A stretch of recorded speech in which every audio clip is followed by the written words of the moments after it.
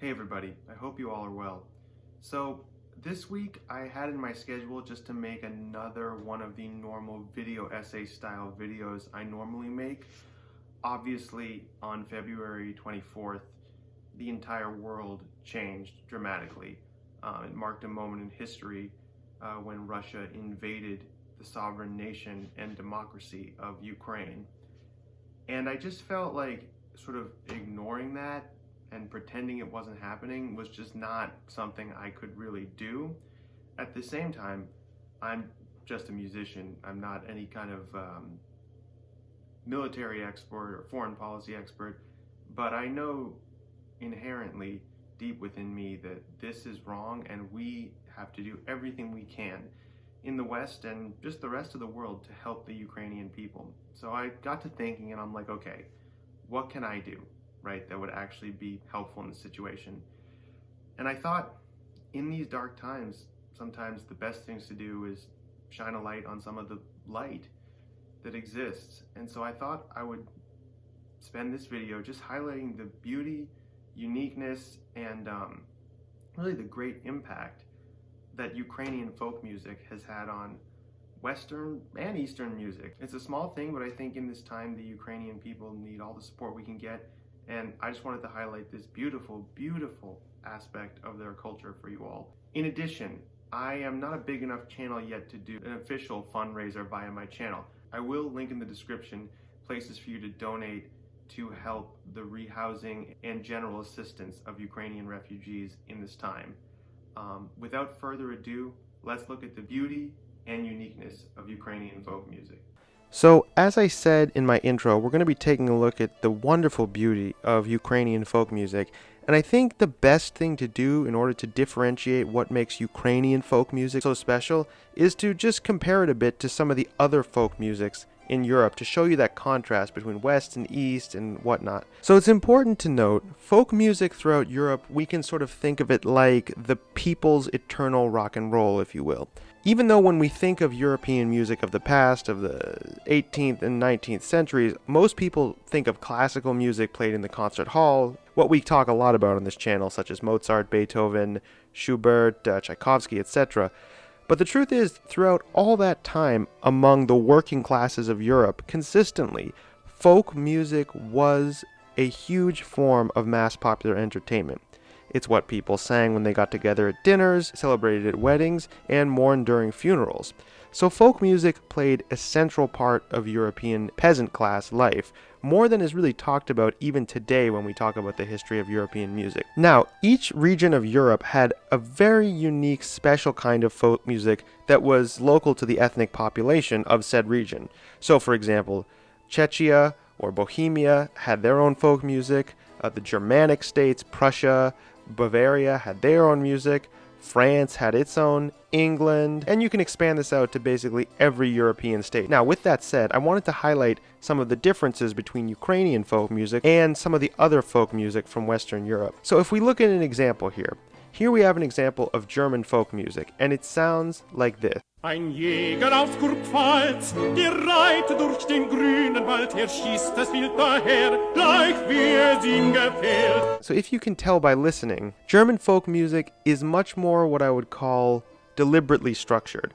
There's a relatively moderate harmonic tempo, meaning the chord structures and underlying harmony changes at about a moderate pace, and the melodies sung in the vocal lines are what I would call more architectural or constructive, in that they fit in as a greater piece of a bigger whole in German folk music to create this sort of sense of movement. And this is very characteristic of all German music, not just folk music. When you listen to a symphony of Beethoven, often the melodic ideas are short fragments, but they're constructed in such a way that they are very easy to expound upon, expand, contract, modulate, reverse. Basically, German folk music and Germanic music in general, as an example of Western European music, is very much built to be able to transform. Now, if we look at Ukrainian folk music, it's very much a different story. The melodies in Ukrainian folk music are much more long and drawn out, and often the central focus of the music. This is why when you listen to Ukrainian folk music, it has a much more, in my opinion, sort of emotional, romantic feel, because the melodies are not designed to fit into some greater whole and be a sort of structural component to building music. The melodies themselves are the prime element of the music, which gives it this just incredible emotional feel that we can hear when we listen to a few examples. So let's listen here to an example of Ukrainian folk song known as The Cranes.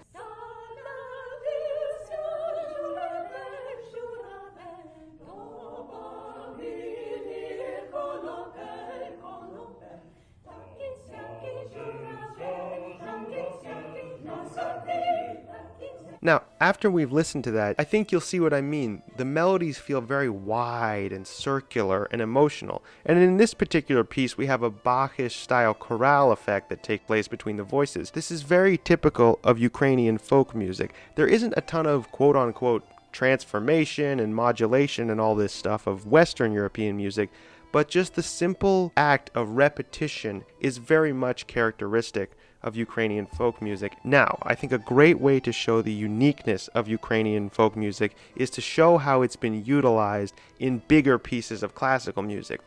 For those of you not familiar with the history of classical music, in the 19th century, with growing notions of nationalism springing up throughout Europe, many composers turned to the folk music of their local communities to look for new inspiration for symphonic compositions. In this context, we have to mention Tchaikovsky's Second Symphony.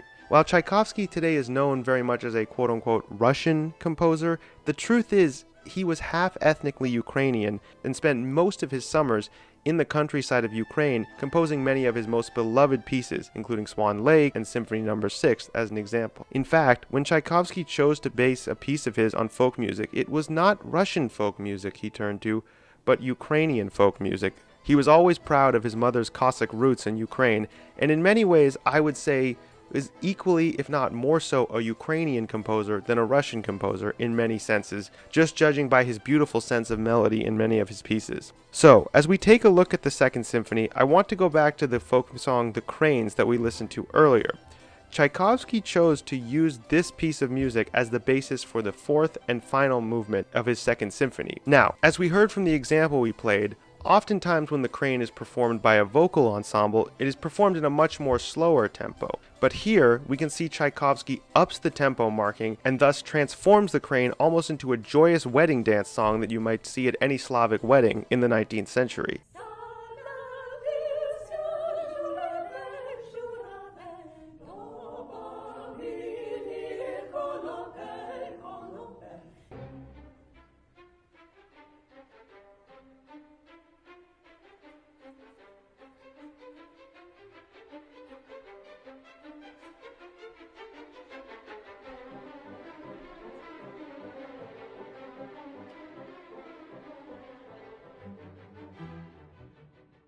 It's important to note, when listening to this movement from the Second Symphony, of how it contrasts to contemporaneous Germanic composers at the same time. If one contrasts this movement with a movement from, say, a Brahms symphony, it becomes so apparent the differences between Slavic and Germanic melodies, as Brahms, like Beethoven, often chose much smaller units of melodic ideas in order to have them fit into a greater sense of dynamic evolution within a symphonic structure. And so yes, this really is the beauty of Ukrainian music. In many ways, it's influenced so much music more than we're aware. In fact, any song today that features a wide, long, emotive melody in some ways can be traced back to the music of Eastern Europe and the Slavic melodies of Ukrainian folk music. And so I hope from showing these examples from Tchaikovsky, we can see how important Eastern European and specifically Ukrainian folk music is on the development of all music in general. Now I hope you guys enjoyed that video, and to the Ukrainian people, I wish you peace,